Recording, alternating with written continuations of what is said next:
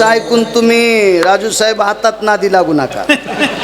परिसराचं कल्याण करा, कारण ज्या त्या गोष्टी ज्या त्या काळात केल्या पाहिजे. तुम्ही आताच आमच्याकडे येऊ नका. नाही कीर्तन ऐकले तरी चालतंय, तुम्ही लोकांचे प्रश्न मिटवा. कोट्यावधी कीर्तन ऐकल्याचं पुण्य प्राप्त होतं. विठाला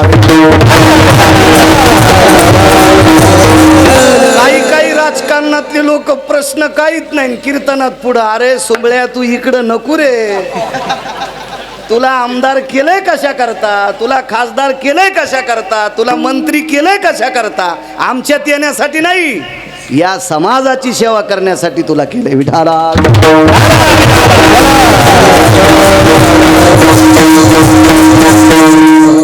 माझ्यावर अतूट प्रेम करणारं व्यक्तिमत्व जालना हॉस्पिटलला डॉक्टर हुशे साहेब आहेत. आमची सहज चर्चा झाली. त्यांचे काका वारले, त्यांनी हॉस्पिटल 1-2 दिवस बंद ठेवलं. म्हणलं बंद करू नका. रात्री बेरात्री त्यांच्या धर्मपत्नी आमच्या ताईसाहेब अंजलीताई गायनिक आहेत. रात्री बेरात्री एखाद्या माऊलीचं पोट दुखत असन, तिला तिच्या बाळाला तिला जर सुखरूप करून तुम्ही घरी पाठवलं असेल तर तुमच्या सासऱ्याला ती श्रद्धांजली ठरेल. रात्री बेरात्री एखादा पेशंट व्याधीग्रस्त आला, त्याला औषधोपचार करून वेदनेतून मुक्त केलं तर ही तुमच्या काकाला आदरांजली ठरेल. हे सगळं काम आहे. ज्या कामाकरता माणसाला पाठविले ना ते काम त्यानं केलं पाहिजे. तुमच्या क्षेत्रामध्ये पांडे नावाचा राजा होऊन गेला. त्यानं समाजाची सेवा बंद करता भजन करायला सुरुवात केली. महर्षी अगस्तीनं त्याला शाप दिला, तू राजा आहेस, तुला समाजाची सेवा करायची. तू समाजाची सेवा त्यांचे प्रश्न न मिटवता माळ घेऊन जंगलात बसलास. अरे तू जंगली प्राणी आहेस. हत्तीच झालं ते, त्याचाच गजेंद्र पुढं.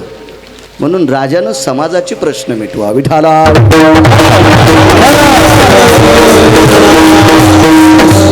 आणि समाजकारण करत असताना धर्मकारण करायचं, परमार्थ जोपासायचं, आपली धर्माची दिशा सुद्धा सांभाळायची. धर्म करणाऱ्या लोकांना आलुलकीनं आजीजीनं बोलणं हाच तुमचा पुरुषार्थ आहे. विठाला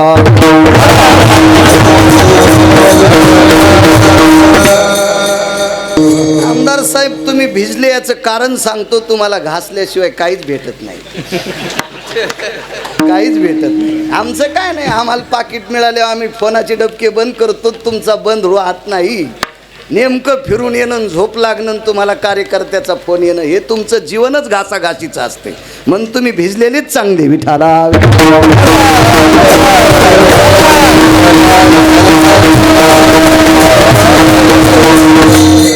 कारण सांगतो तुम्हाला.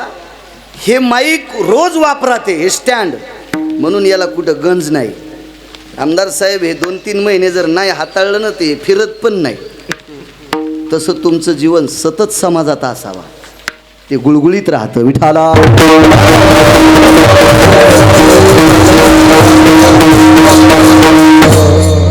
तुमच्या लोकांचा एक आदर्शवाद बरा वाटतो. मला वाटतं आपल्या लोकांनी यायचा घेतला पाहिजे. गजू द्यावा. आपले लोक स्टेजवर चोंभाळतात, काय महाराज मृदंग वाजिते, वा वा वा वा वा, काय गोड मृदंग आहे. आणि माघारी म्हणायचं त्याला समजमत नाही रे. माघारी बरं का, काय आवाज आहे. वा कोकिळ कंठी लोक आहेत. भारतरत्न पुरस्कार यांनाच द्यायला पाहिजे. आणि माघारी म्हणतो गध्यावानी आडते. तुमचं उलट आहे. तुमचे स्टेजवर खालीवरी बोलते, काय बोंब मारली त्यानं. आणि भेटल्यावर एकूण एकाचे बिलं देतात साहेब तुम्ही. आमच्यापेक्षा गोड आहे तो. विरोधकाचे बिलं देतात तुम्ही. मला वाटतं हे यायचं पुन्हा आपण बी घेतलं पाहिजे. आपण स्टेजवर घाण बोला, पण एकांतात भेटल्यावर गळ्याला गळे लावा. यायचा आदर्शवाद इतका चांगला आहे. विठाला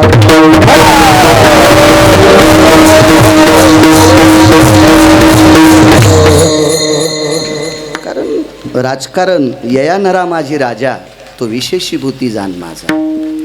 कारण परमेश्वराच्या कृपेचा अंश असल्याशिवाय ग्रामपंचायतचा सदस्य पण होता येत नाही. आमदार होणं इतकं सोपं नाही की विभूती सांगितली. तुम्हालाही सांगतो राजू साहेब, आमच्यासाठी गाडी नाही उभी केली तरी चालेल. भलं मी जरी जात असेल वसमतून तुम्ही असताल तर उभी करू नका. पण शेतकऱ्यासाठी गाडी उभी करा, नको वाटेल तोपर्यंत खुर्ची देईल मारुती राय. कारण तुम्हाला सांगतो, काही महाराजांना राग येईल पुरंदास स्वामी, पण आपला महाराजपणा सिद्ध करण्याची ताकद फक्त शेतकऱ्याचे आमदार साहेब, शेतकऱ्याचे. त्याचं कारण सांगू तुम्हाला. कारण महाराज होण्यासाठी माळा लागत्यांना, एक तर तुळशीची लागेल किंवा रुद्राक्षाची लागेल, आणि रुद्राक्षाची आणि तुळशीची माळ शाकाहारी लोकांना लागते, आणि शाकाहार तयार करायची ताकद फक्त शेतकऱ्यात आहे, जगात कोणीच करू शकत नाही. म्हणून जेवढी शासनाच्या, आता ज्या त्या कालामध्ये खालीवरी चढ उतार बदल उतार सगळे काही निसर्गात जसे असतात तसे तुमच्या राजकीय क्षेत्रात सुद्धा होतात. पण ज्या वेळेला चढता काल असेल अशा काळामध्ये जितके शेतकऱ्याचे प्रश्न मिटवता येतील तितके आमदार साहेब मिटवा. कोट्यावधी पंढरपूरच्या वाऱ्या केल्याचं पुण्य तुम्हाला प्राप्त विठाला.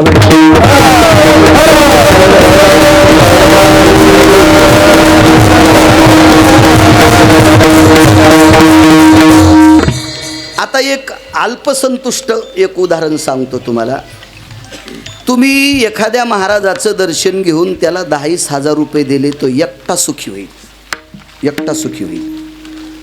पण उदाहरणार्थ कॅनल आहे, त्या कॅनलची चारी जर अशी जोडीत 20 किलोमीटरमध्ये नेली तर तितका परिसर पाण्यानं ओथंबून भरेल, आणि त्या परिसरात प्राप्त झालेलं द्रव्य अखंड सप्तामध्ये खर्चिल्या जाईल. म्हणजे कोट्यावधी महाराजांचे पोशिंदे तितका कॅनल होऊ शकतो. इतकी मोठी ताकद आहे. कधी कधी आपल्याही लोकांनी समज घेतली पाहिजे. मला मानलत नाही, मला जय हरी घातलत नाही, अरे नाही घालू देईन, पण कामं चांगलं करणारा माणूस आहे ना विठाला.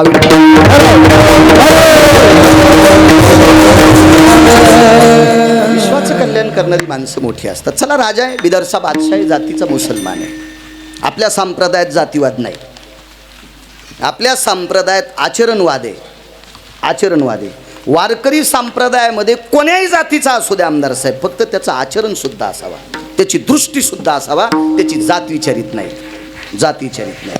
आणि ठीक आहे, पवित्र कुळात जन्माला आला, त्याच्या दृष्टीमध्ये स्वतःची बायको सोडून जगातल्या सुंदर स्त्रियाकडे बघत असताना ज्याच्या डोळ्यात पाप आहे असं समजायचं. पुन्हा एक राक्षस जन्माला आला.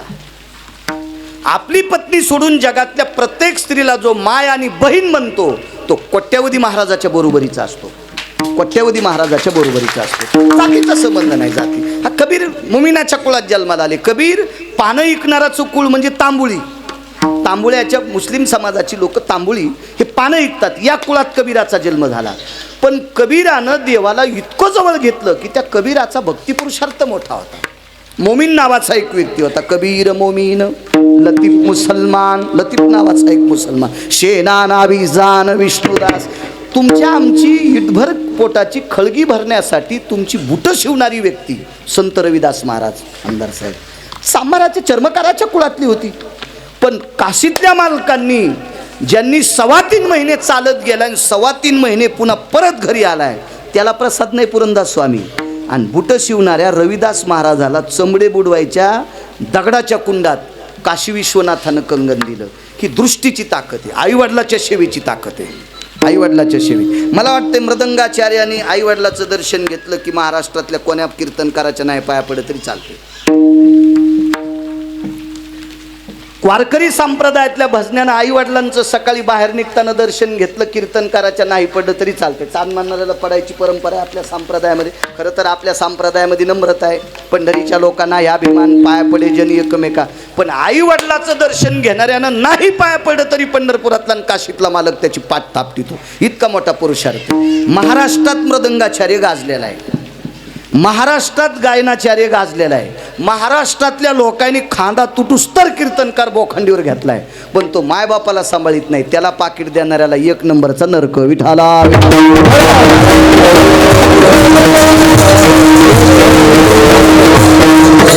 चुकीच्या गोष्टी आहेत. चला,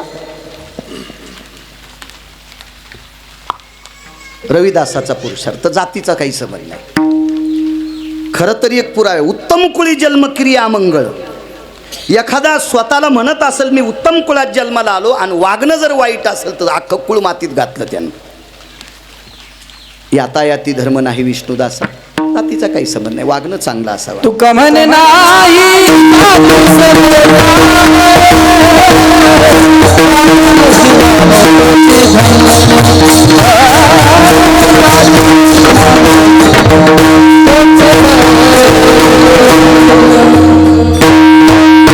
वारे वाघ. गिरगावकर म्हणे नाही, आमदार साहेब तुका म्हणे नाही जाती सवे काम. ज्याचे मुखी नाम, नाम म्हणजे खरं बोलणं बरं का. भजन या शब्दाची व्याख्या आहे खरं बोलणं. भजन या शब्दाची व्याख्या आहे दुसऱ्याची निंदा न करणं. भजन या शब्दाची व्याख्या आहे दुसऱ्याला चांगला मार्ग दाखवणं. असा जर कोण्याही जातीत जन्माला आला असेल तर तो पाया पडायच्या योग्यतेचा आहे, त्याच्या आपण पाया पडत जावा. बिदरच्या बादशाच्या ताब्यात मंगळवेड्याचं भांडार आहे. हजारो क्विंटल गहू ज्वारी असतील, पण सांभाळायचं काम नामदेवरायांच्या वडिलांकडे. रस्त्यानं काही बायका मांडीव लेकरं घेऊन रडत होत्या. विचारलं, बाई काय झालंय? भाकरी वाचून मेलंय, 4 दिवसापासून पोटात काहीच नाही, याच्याकरता मेलंय. लक्षात घेतलं आपल्या घरामध्ये सगळी 15 लोक आहेत. 14 घरची ही 15 लोक आहेत. आपण जर ह्या किल्ल्या घेऊन किलूप उघडलं आणि परिसरातल्या लोकांना सांगितलं ज्वारी घेऊन जा, तर परिसरातला एकही मरत नाही, पण 15 लोक मरतील. बादशाह काही टिकू देणार नाही, घरावर सरपण टाकील आणि पेटून दे. पण 15 मरत असतील आणि तालुका वाचत असेल तर 15 मरायला काय हरकत आहे? असं नामदेवरायाच्या वडिलांना लक्षात घेतलं. असं नामदेवरायाच्या वडिलांनी लक्षात घेतलं. आपण त्यांच्या बरोबरीला बसायच्या लायकीचे आहेत का? पा आपण त्यांच्या जवळ बसायच्या लायकीचे आहेत का? बघा. मला जर एसटीत जागा भेटली, एसटीनं प्रवास करत असताना मला जर सीटवर जागा भेटली, खिडकीच्या कडीला भेटली, आणि जर त्या एसटीमध्ये अशी चळचळ कापणारी एखादी माथारी किंवा माथारं आलं, त्याला वरचा दांडा धरता येत नाही, सीटला धरता येत नाही, रस्ता खराब आहे, पडल्याच्या नंतर पहिलेच दात नाही, हनवटी फुटल, मी पटकन उठायला पाहिजे, त्या माथारीला जागा द्यायला पाहिजे. मी खरा कीर्तनकार. आणि ओळखीची म्हातारी आहे, पाया पडू पडू 200-200 रुपये देत होती, तरी पुढचा स्टॉप येऊस तर गिरगावकरानं उपरनं बांधलं, खाली पाहिलं. ह्यो गिरगावकर पिराला कापायच्या पण कामी नाही, कारण पीर पण म्हणीन बोकडेच बरे आहे, तर तुला नाही खात, तुला नको, तुला नको. दयेचं सूत्र नाही राजू महाराज. काय दया असेल? अहो नुसती 10-20 मिनिटापुरती, 1-2 तासापुरती आपण जागा देत नाही. एखादी गरोदर स्त्री असेल तिला जागा द्या, हजारो कीर्तन ऐकल्याचं पुण्य असेल. एखादं वयस्कर महात्मा म्हातारा असेल, म्हातारी असेल, त्यांना जागा द्या, लाखो वाऱ्या केल्याचं. याच्यातच दयेचा सिद्धांत आहे, हाच खरा परमार्थाचा सिद्धांत आहे. आपली घरातली जरी बादशाच्या कोपानं एवढी 15 जरी मेली तरी हरकत नाही, पण तालुका जगतंय. किलूप उघडं आणि ते कुलूप आणि चाव्या चंद्रभागेच्या पाण्यात फेकून दिल्या, आणि घंटा होती तिथं. ती मोठी घंटा वाजली, लोक जमा झाले. सांगितलं कोणीही उपाशी मरू नका, जे घेऊन जायचं ते घेऊन जा, घेऊन जा. दयेचं कारण आहे का? आता चुगले लोक असतातच, चुगले लोक खूप असतात, खूप लोक. असं कधीच समजायचं नाही सगळी लोक तुम्हाला देवाला म्हणले नाही तर तुम्हाला कशी म्हणतील? देवाला पण म्हणले नाही. भगवान स्वतः सांगतात, एरवी दिठीवे दिली कवळे, ते चांदनिया ते म्हणे पिवळे, तै माझ्या स्वरूपी निर्मळे देखती दोष. देवाला सुद्धा चांगलं म्हणणारी माणसं नाहीत, तर देवाला सुद्धा दोषी. दुर्योधन देवाला चांगलं म्हणत होता का? अशी कितीतरी लोक असतील का नाही? कावीळ झालेल्या माणसाचे डोळ्याला पडदा येत असतो पिवळा, आणि चांदण्या पांढऱ्याच्यात, पण ते म्हणतो पिवळ्या येतात. तय माझ्या दृष्टी निर्मळे देखती दोष. माझ्याविषयी सुद्धा ते दोष पाहतात. तर तुम्हाला सगळी लोक चांगलं म्हणतील याची अपेक्षा करू. फक्त चांगलं करत राहा, तुमच्या मनानं ग्वाही द्यावा आपण चांगलं करतो, संपला विषय.